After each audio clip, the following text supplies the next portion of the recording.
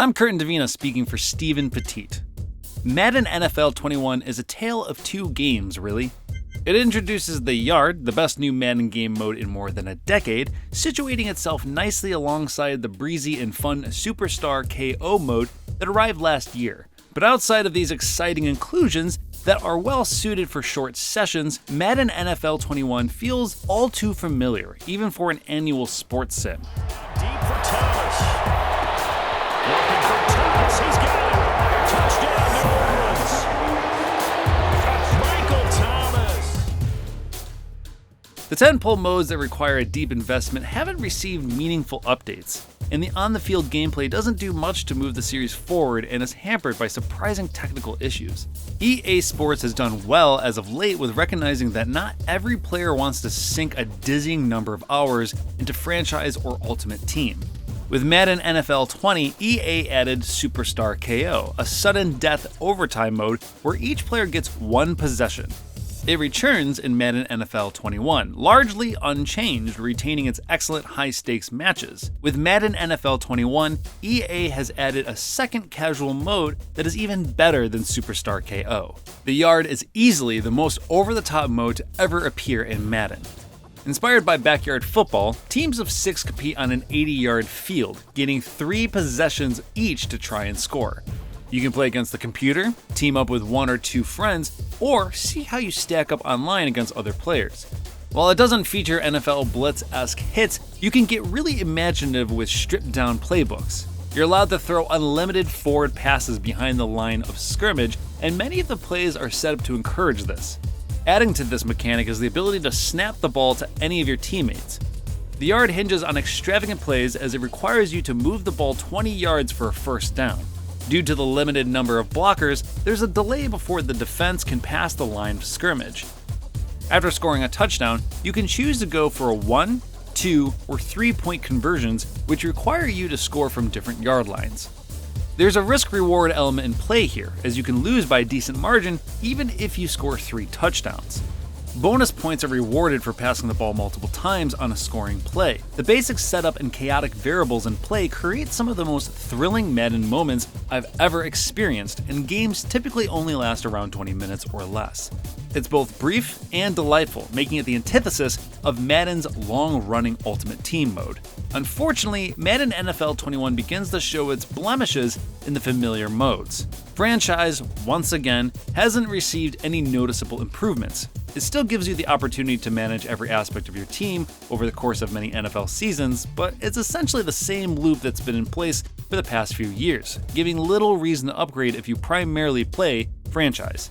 Face the Franchise, Rise to Fame, the single-player story mode is the worst part of the package by far. This year's iteration of Face the Franchise attempts to reintroduce more narrative after last year's lackluster Face the Franchise QB1.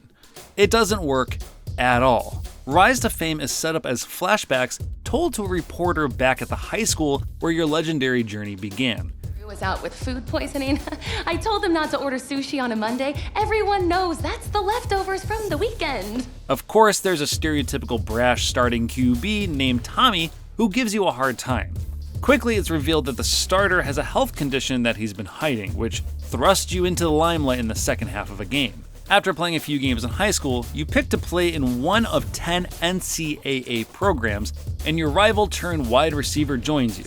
It flashes forward to your junior year when you're told by the coach that you'll split up as quarterback with your frenemy. Yes, he wants to play QB again in the upcoming season. The problem here is that your play on the field really doesn't matter at all. Despite winning in blowout fashion in the 2 collegiate games I started, all the cutscenes mention how the team was struggling. Even after winning the college football playoff semifinal in dominant fashion, I was benched in the first half of the national title game for Tommy. The story only gets more ridiculous from there, but quickly leads you to the NFL, where it starts to play out more in the fashion of the traditional franchise mode. Unless you really want to guide a player with your name to the Hall of Fame, Rise to Fame is not worth checking out. You're far better off jumping straight into the normal franchise mode. Groan-inducing writing, stiff animations, and disjointed story arc makes Rise to Fame every bit as lackluster as last year. Since there's more of it here, it's actually even more disenchanting. The card collecting Ultimate Team mode doesn't fare any better than Franchise when it comes to new features. At this point, EA has added so many superfluous details that half the time it feels like you're playing a tedious management sim rather than a football game. It also doesn't help that Ultimate Team remains steadfastly committed to microtransactions, which puts players who don't feel like spending money on digital cards at a disadvantage. While there's much to do in Ultimate Team whether you play solo against the CPU or online, nothing here moves Ultimate Team in a positive direction. Assembling and modifying your team is a monotonous task that forces you to examine a slew of different attributes in addition to a player's overall rating to compose the best team possible. It's certainly deep and filled with customization, but now more than ever, the dullness of it all is much more apparent. Despite its shortcomings in the most prominent game modes, Madden NFL 21 still offers better on-the-field gameplay than in previous years, most of the time. He'll let this go deep for Bourne. The biggest change I noticed came with run defense. Last year, the run game was far too challenging to stop, but this time CPU defenders smartly filled gaps more often while engaged with offensive linemen. Tackling in the open field also received noticeable improvements, including new animations and fewer, unrealistic, broken tackles. On the offensive side of the ball, the main improvement comes with your evasive moves, which can now be utilized with the right stick. Making cuts in the open field to evade defenders feels more intuitive than before. Two new moves, a side hurdle and dead leg, add to the number of ways you can make the defender miss. Since hesitation running is big in football, it's nice to see the dead leg added. Directional hurdles let you jump left and right rather than just forward, which comes in handy when you're running along the sidelines. All told, ball carrier moves are more dynamic, giving you new ways to catch defenders off guard. And he is in for the score. Touchdown, New England. When Madden NFL 21 is running without a hitch, the football gameplay is quite good, even if it's only incrementally better than last year. Sadly, in its current state, Madden NFL 21 has some real issues, especially in regard to kicking.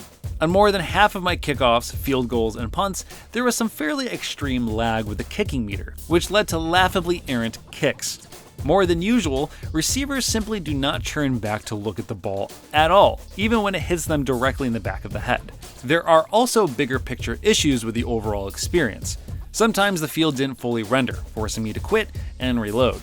Other times the game got stuck in a loading loop after finishing a contest. Lagging animations aren't super common, but I encountered one or two every few games. While I assume these issues will get patched with the planned Day 1 update, they add up to create an inconsistent and sometimes frustrating experience. Madden has reached a crossroads. One side of the road is freshly paved and inspired thanks to the shenanigans featured in the yard, while the other is beaten down and filled with potholes. With far more technical issues than normal and large chunks of recycled content, Madden NFL 21 feels more like an update than a brand new game.